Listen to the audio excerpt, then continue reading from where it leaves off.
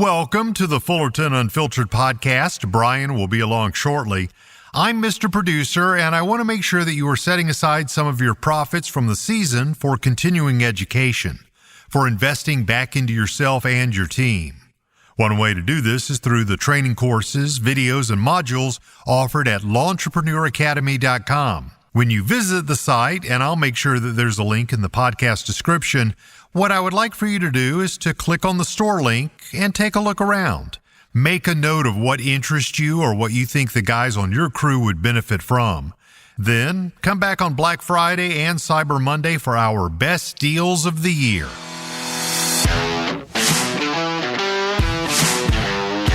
You're now listening to the Fullerton Unfiltered podcast.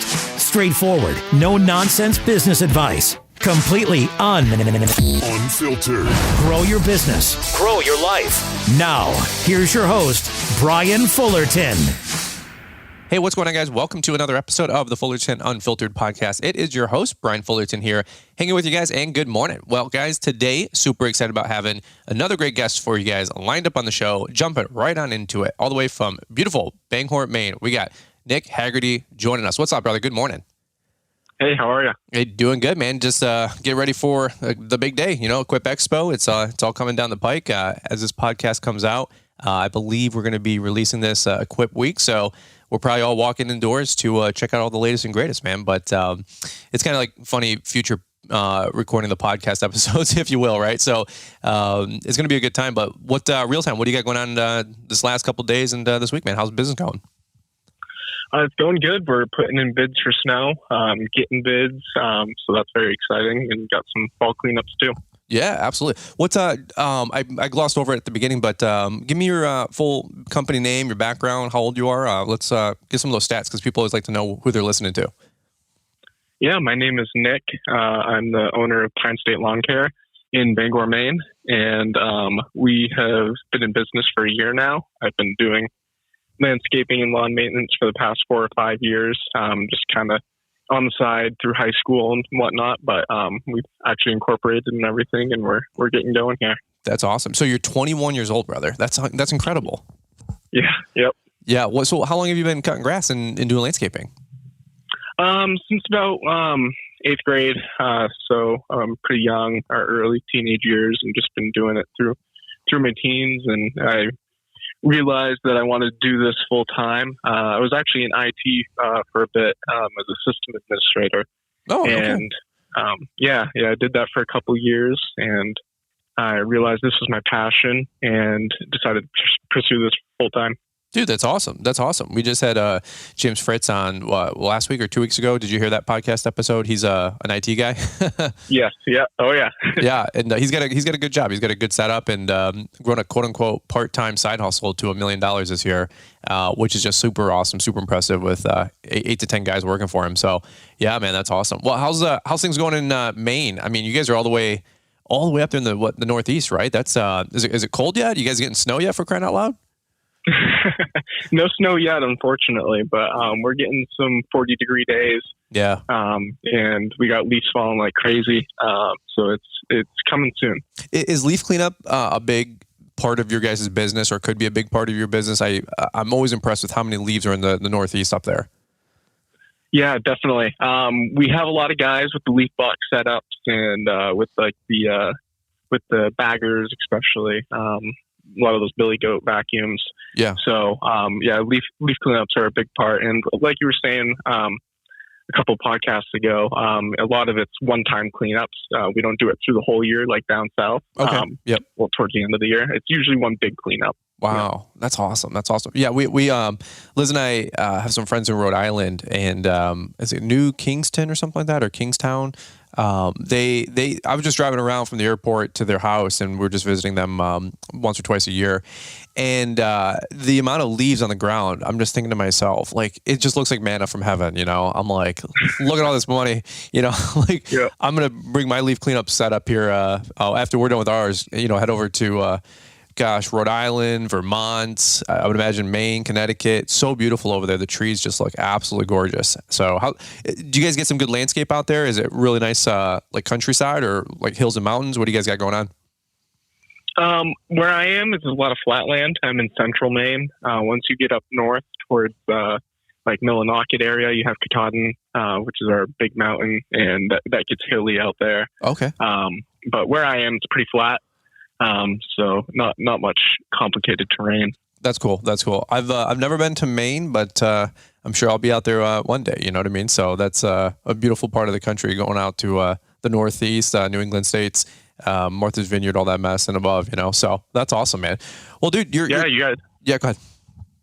Sorry, you got to take the fifth wheeler out here to Acadia National Park. It's a big tourist attraction. People love it. Acadia. I'm gonna write that down, bro. Acadia National Park. First off, that's a big maybe, just because, bro, that's probably a 15-hour car ride. Maybe it's a whole side note, man. That just opened up a can of worms. But I'm like, Liz and I want to take the camper more often. She just has like massive car anxiety, go figure. So she's like, why don't you drive? Get us there. And then the kids and her will fly in, and I'll just pick them up from the airport. And I'm like, I said, if it wasn't glamping already, if it wasn't glamping enough, like now you want to just fly to the destination. I'm like, you're killing me, Smalls. But but I'm gonna look that up. Is it a really nice national park, or what's going on there? Like, what's the allure? Yeah, so I believe it's in the top 5 of most visited national parks in the country. And it's beautiful. Lots of sights to see, beautiful beaches, beautiful areas. We have rocky beaches here, so it's not like a traditional sand beach like in Florida. Okay. But they're gorgeous. Lighthouses are a big thing here. So it looks absolutely beautiful. I'm looking it up on Google Images here, and our assistant Bethany, she is twisting her arm to get up to Vermont because it's so beautiful in the fall. And she sends us photos and Instagram reels, from travel destination people, and it looks absolutely beautiful out that way, man. It does look really, really nice. So I guess we'll have to add that to the bucket list, bro. That's but I don't know. Some of these people are climbing the rocky mountainsides, like with the railing. I don't know about that life. It looks like a death wish. Yeah, there's a couple of pretty tough hikes out here. Yeah. Okay. Well, hey, maybe I'll go on a run with Dan Martell. He can go run his 50K. Did you see that? Do you watch Dan Martell on Instagram, the Buy Back Your Time book guy? He he just ran like a 50K or something like that. I don't even know how many miles. Yeah, like Ironman deal, But anyway, all right, well, let's do this really quick. I want to hear a little bit more about you, your story, your background.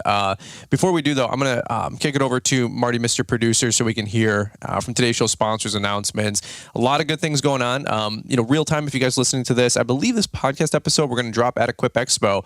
So maybe you guys are getting your morning pumping, before then. Maybe you're listening to this while you're running the 5K with me. If not, by the time you're listening to this, we're probably already running across some friggin' bridge in the friggin' cold, because why not? But that being said, if you guys are maybe back at home still putting in work, doing some cleanups and mowing grass, hey, dude, I get it. That's awesome. Hopefully you guys have a safe and beautiful and productive day. But one thing I do want to say is at Equip Expo and the companies there and the people we get to mingle with, they do support a lot of what we do for the podcast episode. So if you guys are new here and you hear the ads run, usually we only have 1 or 2 per show. And but they're a necessary part of what we do to just production fees, subscriptions to host the podcast episode. So a lot of words just to say I'm really grateful for the sponsors. So let's do this really quick. We're going to kick it over to Marty, Mr. Producer, and then we're going to come right on back. Installing traditional snow stakes is time-consuming, expensive, and downright dangerous. Traditional fiberglass stakes cost as much as double, take twice as long to install, not to mention fiberglass splinters. That's where Plow-Right marking stakes come in. Our patented installation tool and carrying pack make snow stake installation a breeze, installing up to 450 stakes an hour. Want the fastest and best snow stake system on the market? Look no further than Plow-Right marking stakes. Our stakes are made of hollow polypropylene, which will not crack, break, or splinter like traditional fiberglass stakes. 3 size options, 26, 36, and 46 inches, and 5 standard colors, orange, green, blue, red, and hot pink. Want more visibility than our standard stakes? Look no further than our reflective stakes, which sport a 2-inch 3M reflective band that is the highest grade reflective material ever put on a snow stake. Truly let your stakes be seen. Visit plow-right.com and order yours today. And make sure to use Brian's 10 to save 10% at checkout. The link is in the podcast description. And best of all, everything is 100% made in the USA. All right, Nick. Well, we're going right back to you, brother. So you are 21 years old. You got a great business that's forming up. Tell me a little bit more about the company, man. What do you guys got going on, and what does your current company look like? And let's jump into it.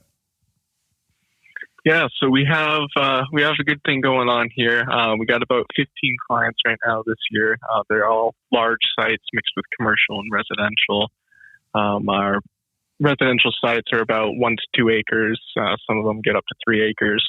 So larger sites, more estate-style properties here.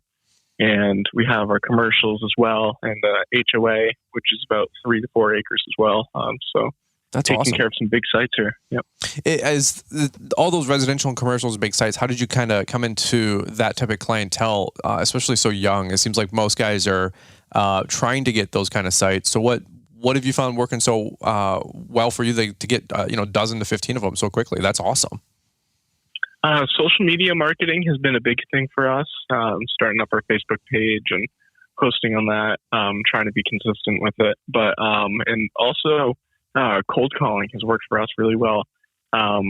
We just call, ask for the property manager, and give them our info and put in a bid, and that's been a very successful business driver for us. Really? That's awesome. That's really, really awesome. Yeah. I'm excited for it. What's your approach? What do you say? Because some of the guys listening in, I've still said that cold calling, knocking on doors, dropping in on a commercial site and just saying, hey, not here to sell anything. I see the no soliciting sign. I just want to drop off a postcard at least. We do snow. If you guys need help, give me a call. That's not selling. That's nobody's gonna shoe fly. Don't bother me. Okay. Nobody's gonna kick you out. But 1 out of 10, 1 out of 20 of those presentations that you do, somebody's going to stop you and say, hey, wait a minute, 1 second. Our last guy stings. Yeah, I know we're open for a quote. Let me go get Megan. She's the office manager. Like, that's fair game. And I'm just beyond shocked that if we're actually trying to grow a real business and not just number a skull, listening to a podcast all day and be Mr. Motivation, if you're actually trying to grow out of your company and grow and get some new customers, find an industrial park the truck, get 30 flyers in your hand, run up and down that mug, and 1 in 20 will sign up with you. I'm telling you, I know that for a fact it to be true. Okay. So what are you saying when you're making the call or maybe going in person? What's working, man? I'm going to kind of open this up a little bit. Yeah, Brian, that method's definitely not dead. It's alive and well. I would recommend it. When I'm calling, I'm just asking how their year is going and how their service has gone so far. And most of the time, they're either just not impressed with their current service or they're looking to sharpen the pencil a little bit on pricing. So we put out our bids and we maintain contact. That's a big thing. Sometimes these property managers can get very busy and they'll lose your bid in the weeds, or they'll just be putting off a new bid. So you always got to maintain contact as well. Of course, don't be annoying, but stick with it, be consistent, and always give follow-ups. Follow-ups are a big thing, and maintain a presence in your community. But like you were saying with the tech parks and the industrial drives, 1 through 20 is definitely a good estimate. I'd say maybe even more than that.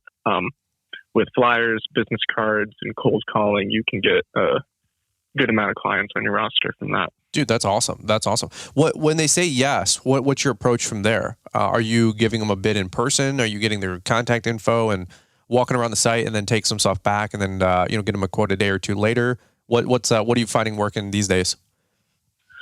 Yeah, so if I'm on site, if they say yes, then we'll walk around the property. I'll either be taking pictures or taking notes, ask for their email, their phone number, and then I go in the yard book and enter all the clients' info from there and get them a bid, usually that same day. I find if you give it back the same day, that shows that you're really interested and they appreciate that. So try to get those back same night and wait to hear back from them.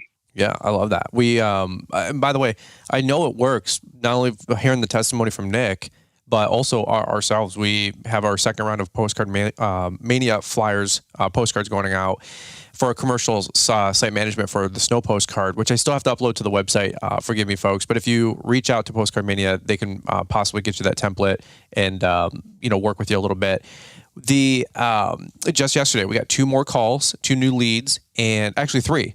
And one of them is actually at a breakfast diner that we all frequent on Tuesday, part of our route, which is hilarious. And I go, actually, me and my guys were in there all the time with the red shirts. And he goes, oh my God. He goes, that's you guys? And he's a Chaldean dude. A lot of the Chaldean in Arabic and Chaldean guys own a lot of the restaurants and the diners in the area. It's just culture, what they do here.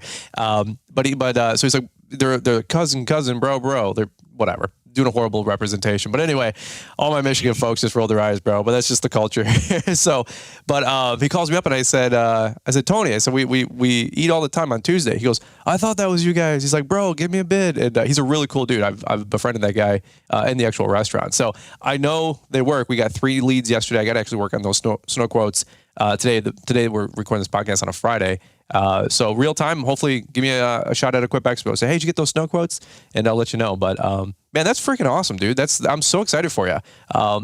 Now, what's your approach for going for the commercial sites? And by the way, we can shift gears, talk about anything you want. But I know a lot of folks, this is really the number one question they have on their mind lately is try to get some of these bigger sites. What was your reasoning or logic to maybe steer your business this way versus getting 100, 200 residentials and just having, a smorgasbord of paperwork to do all the time? Yeah, well, with the current area that I'm servicing, I'm more servicing the Hamden-Herman area, which is right outside of Bangor. And that area is more estate-filled and commercial-filled. So it's just honestly the clients that I'm around, more convenient with my route. Once I get into more central Bangor downtown area, the yard's starting to get more small and more city-like. And so servicing these larger properties it's been good. It's been closer to the route, and I believe it's been more profitable for us. Man, that's awesome. That's awesome. Now, tell me a little bit about the equipment, the business model. Is it just yourself? Do you have a couple guys? And then what kind of equipment are you using? Yeah, so it's myself, and I have a part-time guy right now. Once we get into snow, it's myself and then 2 full-time guys. I'm hoping to broaden my lawn maintenance next year, get some more clients to stay busier. But snow, we are pretty jam-packed, so we are able to keep on 2 full-time guys through the winter months. And we do awesome. Usually 6 and 6 months, so 6 months of lawn maintenance, 6 months of winter, and that's how our season is broken up. Okay. We run Exmark here for lawn maintenance and Echo, and we have a great Exmark dealer nearby, so service is always never an issue. We're able to bring that right on by and get fixed up real quick. And we got our 1-ton plow truck, and we run that with a salter on back. Oh, wow. Okay. What kind of truck? Are you a Ford guy, Chevy guy? I got a GMC right now. Okay. It's an older one. Might be getting something new here next year, but yeah. That's awesome, man. That's awesome. The what GMC, by the way? Do you get the 2500 HD Denali, like the big dog one that's like $90,000? No, we got a 3500. It does have a flatbed on back, but it's a good rig. It's only a 2008, but it works well. Plows snow. We got a 9.2V plow up front. So. Okay. Yeah, that's awesome, man. That's awesome. Well, let me ask you this, shifting gears a little bit, and anything that you want to talk about, feel free to interrupt, but let me ask you this, maybe any mistakes or pitfalls you made so far in business? Because one, let me ask you this, how long have you actually had the company? You said, I know you're 21, so maybe a couple years, but any mistakes or things you wish you would have did differently getting into this thing? Because a lot of young guys getting in business every day, and I know they're always looking for, hey, what's the right things to do, of course, but any mistakes that you made along the way that might have cost you, some growth on your company, or just hindsight 2020 kind of deal with purchasing equipment? Who knows? Yeah, I'd say communication is key. You stay consistent with your communication with the property managers, with your commercial sites, point of contacts there. And then with your residentials, make sure you're always responding to the homeowners. That shows a extra length of service, and they definitely appreciate that. So maintaining consistent contact is very valuable. When you say contact and communication, what can you quantify that a little bit for me? Like service calls or complaints or special requests? Like what does that look like for you guys? When they complain, respond. Service requests, respond. I always try to respond within a couple of hours to them. With whatever they need. Okay. Yeah, absolutely. Yeah. I've noticed, communication is everything for these commercial sites, guys. And really, it's not as much of a fix the problem thing, I've come to find, as much as of a hear somebody out kind of a thing. I don't know if that makes any sense, Nick, but like sometimes people just want to complain and be heard and be like, hey, you guys, and it could be something as petty as you guys can't park your trucks there. You need to park them over here. And you're like, all right, hey, no problem. Thank you for bringing that to my attention. And then other times it's, they're like, hey, you guys double cut the lawn and there's some clumps. And you're like, hey, super sorry about that. There's 5 inches of rain, 8 inches of growth. You're like, what am I supposed to do here? You're like, hey, super appreciate that. Thank you for bringing it to my attention. I kind of call it like the apology tour. There's the shaking hands and kissing baby signs of things, but then I've also realized as my company this year, I've been a little bit more on the apology tour. Hey, no problem. Thanks for bringing that to my attention. Super sorry about that. Won't happen again. We'll make sure to get it. Not more than maybe a half dozen times, just little incidences for our company as you have guys out in the field. It's a lot different than, you keeping tabs on things, being an owner operator. So that's something that I've noticed with maybe talking about keeping tabs and communication. Anything you want to weigh in on that, or are you noticing some of the same things out there? Yeah, definitely. The service provider, being the service provider for these commercial sites, your point of contact, a lot of it's making them look good oh, yes. to their bosses. And you definitely want to make the apology tour's a big one. Yeah, I agree. But you know what you just said there? That's actually a huge tip. And I don't want anybody to gloss this over. If you're got a leaf blower, ripping right now, and you're doing a leaf cleanup and blowing out some beds, making people look good is a lost art and a lost focus for so many out there in business. Here's one of my go-to lines, guys, is one hand washes each other and they both wash the face. And I said, there's not a single mature adult that I've said that to where they don't go, man, ain't that the truth? Or dude, you bet. Or thank you so much. Or I really appreciate that. Because the office manager that's calling you, like, yeah, they're in charge, but really it's the president of the company or the person who owns the complex or Karen, who's one of the condo association members. Like, that person complained. They're the one with the problem, not the office manager calling you. So don't take it personal, But if you can make the office manager or the vice president or whoever's your contact, make them look good, that they have the problem solved, then they look good.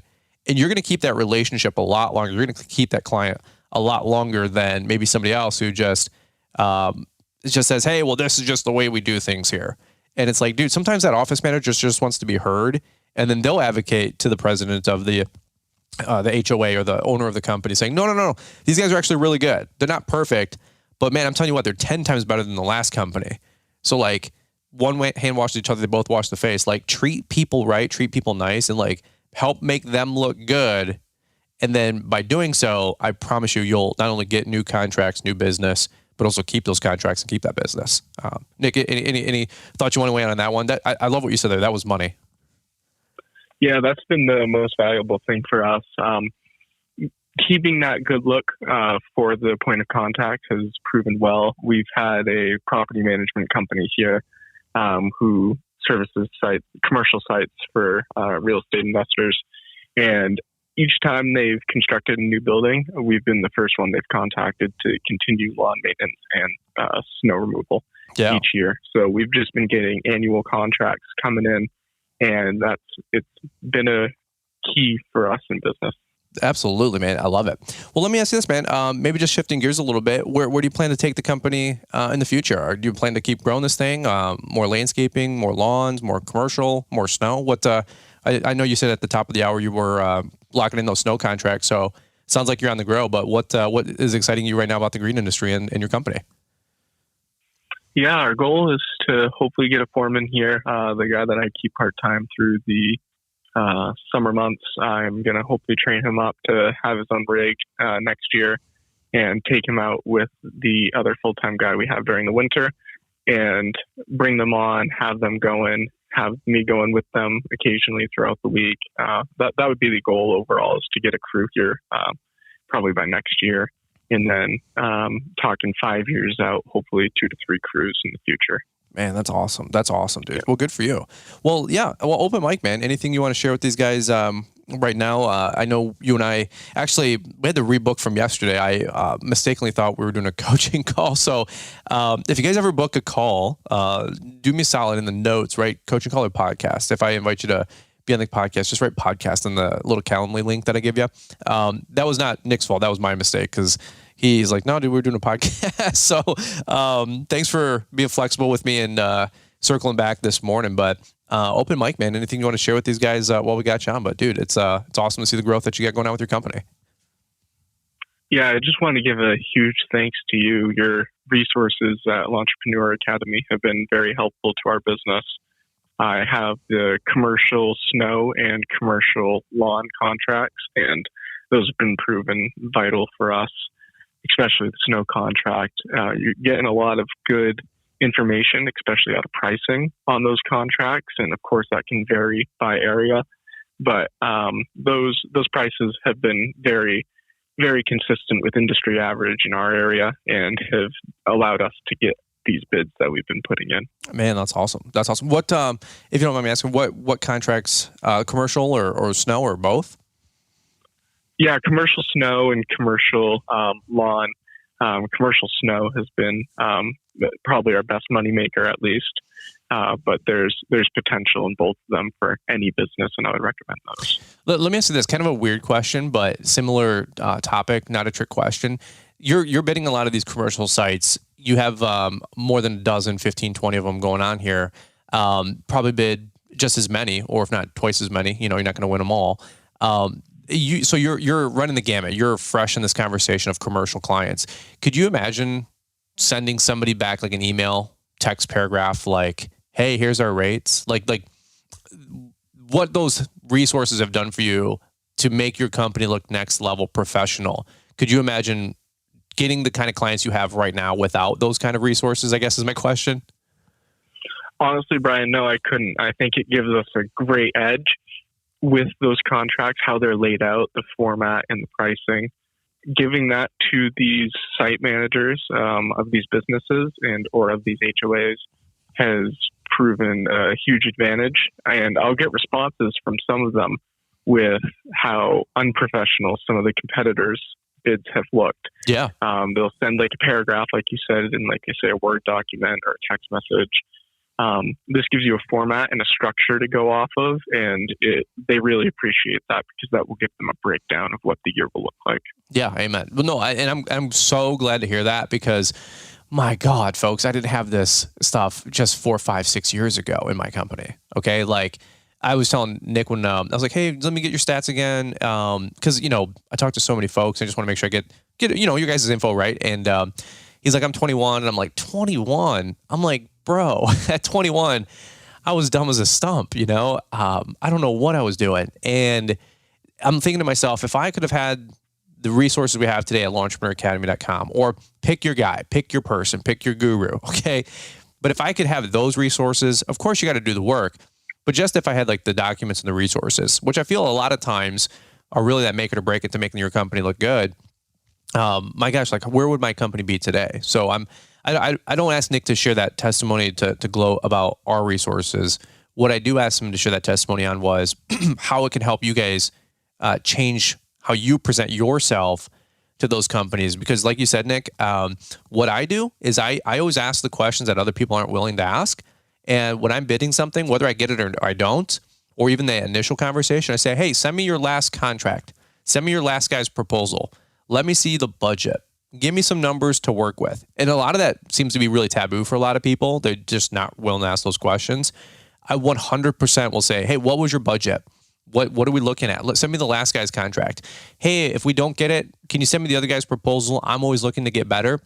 To be totally honest with you guys, we're all like Shark Tank business people. We're all like, swinging our sword trying to get business. But you have to remember that the lady, typically, that's the HR manager, the office manager, the vice president, some lady in the office, she's a mom. She's a kind person. Like, she's a caring person. She could be a butt kicker, and she could be, dude, just as much of a butt kicker as any of the dudes working there, obviously. But usually they're a little bit more soft. They're kind. They're gentle. It's a lady. That's the best part about the essence of a woman. they will help you. They are more inclined to help you, I would say, than a dude would. A guy would say, "Nah, dude, you got to figure it out." But women want to help you, and it's okay to talk to that office manager and say, "Hey, I just literally did this 2 weeks ago, and I just got the contract back from that company." And I say, "Hey, I want to work together. Send me the other person's proposal." I said, I did a podcast episode maybe the same time last year. It was called Black Holes, talking about bidding process. And, again, get those contracts back from your competitors. One, you'll realize how crummy their pricing is and how crummy their proposals are. But two, it gives you something to actually work on and like dismantle that conversation. Like, hey, actually what they're doing here is they're charging you $800 for your FERT where it should be $300, but that's why their mow price is $100 when mine's $200. Like we're talking apples to apples, but all that lady sees is line item number one, and she doesn't go through the rest of that contract, So, no, dude, Nick, you got it going on, bro. I'm super excited for you. Great stuff. Any final thoughts you want to share with these guys, man? But I just want to say thanks for jumping on the show for 5-10 minutes today, man. This has been awesome. Yeah, thank you, Brian. And there can be a lot of obscurities in bidding, and I think that is definitely helpful to get more communication with your point of contact, so you can be more competitive, and that will give you the advantage in the long run. Yeah, amen to that, brother. All right, brother. Well, where can people find you on social media? Are you active there? And maybe people can link up with you, or even maybe network if they're all the way in Banghorn, Maine, dude. That's awesome. Yeah, definitely. You can find us on Instagram and on Facebook at Pine State Lawn Care, and we are posting there as regularly as possible. Hope to be posting more here in the winter time with snow. But you can always shoot us a message, and we'd be happy to talk to anyone. That's awesome. All right, brother. Well, hey, go. What do you say you're doing today? You're demoing? Is that construction, right, or deconstruction? I guess it's called. Yeah. We're doing a farmhouse demo right now here at my in-laws' house. So we're gonna try to crack that out today. Are you dismantling the whole place, or just a couple walls for open concept and remodel, or what do you guys got going on? We're doing the kitchen right now. They're doing it by sections, so wow. Kitchen's priority today. Yeah, well, dude, good luck. I did a bunch of demo for my friend's dad for 2 or 3 winters. For some of you guys, before those YouTube millions kicked in, and we were like Mr. Success on YouTube and social media and lawn landscape, and had dozens and dozens of commercial snow. Folks, like I had to bridge the gap. I worked at a medical supply warehouse making $12 an hour, and swear to God, I would do nights and weekends with my friend's dad doing demolition. We did big apartment complexes and retirement community homes that were either A, getting rehabbed, or B, getting rehabbed into apartments. And my gosh, actually there's a bunch of folks that live local to me that actually roped into that, because my friend's dad, Jared's dad, was paying us like, dude, $25 an hour cash. And I was like, hell yeah, bro, I'm there all freaking day. And we would do demo from like 10 p.m. to 6 a.m. and I'd go back into the warehouse. I swear to God, I did that. I inhaled so much dust. I found out that I'm pretty allergic to dust and the ceiling tiles. But so you guys are demoing the kitchen and the for the farmhouse. Is it like one of those like 100-year-old farmhouses? Oh yeah, definitely. Probably a little older. The original owner was actually an employee of the telephone company here, so some of the house is constructed on telephone poles. So that makes it quite interesting. What? That's incredible. Yeah. What, like for the actual structure and stuff? Yep. Oh yeah. Yep. Dang, it's like a big ass treehouse almost, or something. Well, that's awesome, man. All right. Well, hey, dude, I won't take any more of your day. Good luck with all that. Wear a mask. I'm not a big mask up kind of guy, if you know what I'm saying. But for demolition, dude, I should have been wearing a mask. I'll tell you what. Because man, I was inhaling God knows what. And for a 100-year-old farmhouse, man, who knows what they were cooking with back in the day, if you will. So. Yeah, we got tested for asbestos here, so. Hopefully we're all set. Amen to that. I guarantee you they had this at this old folks home, because man, I got blotched in hives one day, and my other friend Brandon at the same time, we both came out looking rough, and I was like, dude, we just inhaled, like we ripped off the bathrooms and all the transition pieces. They were just concreted, and it was all black mold, bro. It was rough, and I'm like, well, no wonder these people are dying in the old folks home. It's because of all the damn mold, but whole nother story for a whole nother time, folks. All right. Well, that's what I got for you guys today's podcast. Hopefully this was a fun one for you guys, talking a little bit more about commercial contracts and bidding. That was really, really fun. A lot of great tips and nuances in here for sure. Maybe go back, give it another listen, and listen to what Nick was saying. He was dropping nugs the whole time. So, Nick, that's what I got, man. Appreciate the time. You have a beautiful day, brother. Yes. Thank you, Brian. All right, man. Hey, guys, thanks for listening to this episode of the Fullerton Unfiltered podcast. It's all about lawns, lessons, life, and helping you guys grow a real, authentic lawn care and landscaping business so you guys can go out there and crush it. If you guys are new here, maybe consider hitting that subscribe button or the plus sign, on most apps on the top right corner. And if you guys get anything out of the show, if you guys get the 2 free minutes to leave us a rating and review, super appreciate that. Leave us a paragraph down in the review section. Let us know how we're doing. We always appreciate that social proofing. So, guys, that's what we got. We'll be back here on Friday. You guys have a beautiful day, and we'll look forward to catching up with you guys here on the next one. Installing traditional snow stakes is time-consuming, expensive, and downright dangerous. Traditional fiberglass stakes cost as much as double, take twice as long to install, not to mention fiberglass splinters. That's where Plow-Right marking stakes come in. Our patented installation tool and carrying pack make snow stake installation a breeze, installing up to 450 stakes an hour. Want the fastest and best snow stake system on the market? Look no further than Plow-Right marking stakes. Our stakes are made of hollow polypropylene, which will not crack, break, or splinter like traditional fiberglass stakes. 3 size options, 26, 36, and 46 inches, and 5 standard colors, orange, green, blue, red, and hot pink. Want more visibility than our standard stakes? Look no further than our reflective stakes, which sport a 2-inch 3M reflective band that is the highest grade reflective material ever put on a snow stake. Truly let your stakes be seen. Visit plow-right.com and order yours today. And make sure to use Brian's 10 to save 10% at checkout. The link is in the podcast description. And best of all, everything is 100% made in the USA.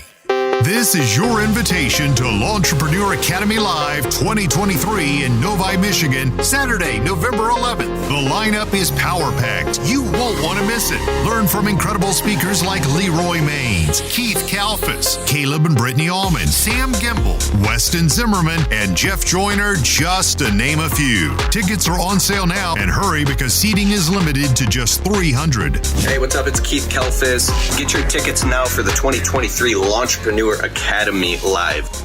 Once you purchase your ticket, you'll be added to our private Facebook group where you can network with other attendees, get access to the discounted hotel room block, and get the inside scoop for the Friday night party brought to you by Kohler.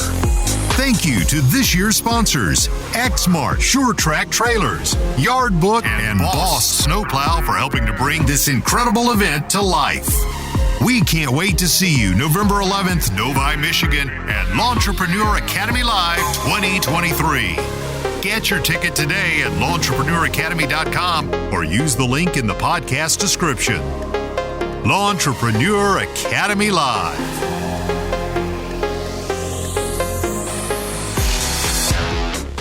Thanks for taking the time to listen to the Fullerton Unfiltered podcast with Brian Fullerton. We hope you enjoyed this production. If so, please consider leaving us a 5-star review for the show. While the techniques and ideas presented here are designed to help you grow a more successful and profitable business, no one can guarantee these results for you. We want to emphasize that entrepreneurship is not easy, and the ideas presented here are just the opinions of Brian Fullerton and his respective guests. No one can guarantee success for you. That being said, we hope the ideas presented here help you and motivate you to go on out there and crush it with your own business. Fullerton Unfiltered Podcast. Thanks for listening, and we hope to see you on the next episode. This has been a Brian Fullerton and Mr. Producer production.